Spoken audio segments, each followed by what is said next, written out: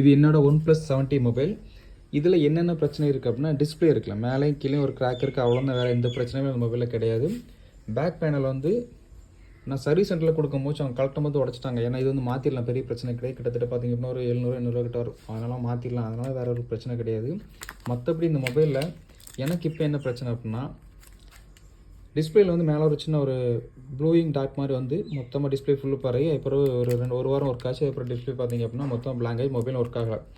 இதில் எனக்கு ஒரு சந்தேகம், நத்திங் சிஇஓ இருக்கார்ல, நத்திங்கோட ஓனர், அவர் ஏன் இந்த மாதிரி OnePlus மொபைல்லாம் பார்த்தீங்க அப்படின்னா பிரச்சனைக்குள்ளாக்கி OnePlus பிராண்டே நாசப்படுத்திடலாம். ஏன்னா எனக்கு மட்டும் கிடையாது, நிறைய OnePlus பழைய மொபைல் யூஸ் பண்ணியிருக்கிற யூஸருக்கு எல்லாத்துக்குமே இந்த பிரச்சனை இருக்குது. டிஸ்பிளேல ஒரு பிளாக் டேட் வந்து அது ஃபுல்லாக டிஸ்பிளே ஃபுல்லும் பரவி மதர் போர்ட் கிராஷ் ஆகிற வந்து நிறைய பேத்துக்கு இருந்திருக்கு.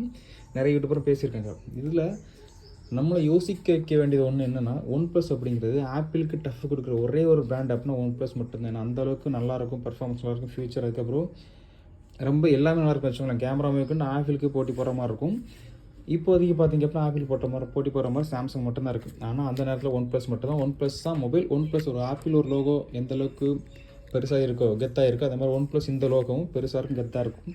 இந்த கெத்தை குறைக்கணும் போக்குறதுக்காண்டி OnePlus சிஇஓ இருக்கார்ல, அவரே கூட இதை பண்ணியிருக்கலாம். ஏன் அப்படின்னா, இந்த மாதிரி மதர் போர்ட் கிராஷ் ஆகிறது வந்து ஒரு அப்டேட் கொடுத்து மொபைலை நாசப்படுத்தலாம். அந்த மாதிரி பண்ணியிருக்கிறதுக்கு நிறைய வாய்ப்பு இருக்குது. ஏன் அப்படின்னா, நானே அந்த பிராண்ட்லேருந்து போயிட்டு அந்த பிராண்ட் எப்போ நல்லா இருக்கணும், அந்த பிராண்டை உருவாக்குறேன் நானே அந்த பிராண்டில் இல்லாத போச்சு, அந்த பிராண்ட் நல்லா இருக்கக்கூடாது, அந்த நான் பிராண்ட் அழிய தான் செய்யணும் அப்படின்னு சொல்லிட்டு OnePlus சிஇஓவை பண்ணியிருக்கலாம். இப்போதைக்கு நத்திங் சிஇஓ வரும், அவரே பண்ணியிருக்க கூட நிறைய வாய்ப்பு இருக்குது. இந்த மாதிரி சந்தேகங்கள் உங்களுக்கு இருந்துச்சு அப்படின்னா கண்டிப்பாக சொல்லுங்கள். ஏன் அப்படின்னா, இது பண்ணியிருக்கிறது 100க்கு 100 வாய்ப்புகள் நிறைய அதிகம்.